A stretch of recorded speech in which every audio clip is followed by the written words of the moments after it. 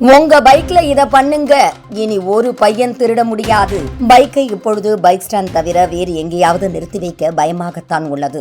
மேலும் நாம் சில இடங்களுக்கு செல்கிறோம் என்றால், அதாவது கோவில், மருத்துவமனை, ஹோட்டல், இப்படி பல இடங்களில் பைக்கை பைக் ஸ்டாண்டில் நிறுத்த முடியாது.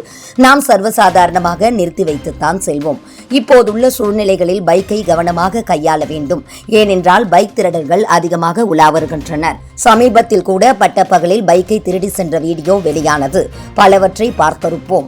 அதில் சிசிடிவி காட்சிகள் இருந்தால் அந்த திருடனை கையும் களவுமாக பிடித்துவிட்டனர். இல்லையென்றால் பைக் போனதுதான்.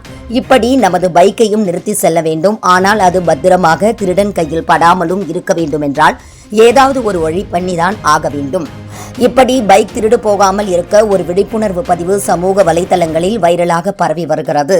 அதில் முக்கியமாக 3 விஷயங்கள் குறிப்பிடப்பட்டுள்ளன.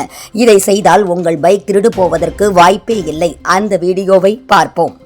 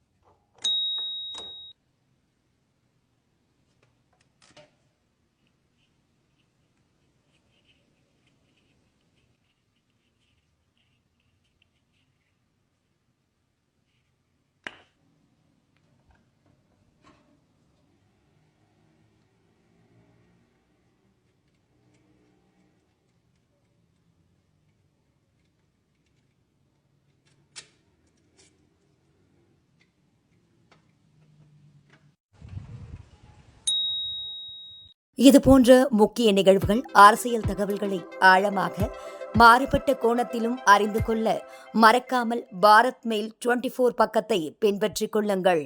உங்கள் ஒவ்வொரு ஆதரவும் இதுபோன்ற பல நிகழ்வுகளின் பின்னணியை அறிய உதவும்.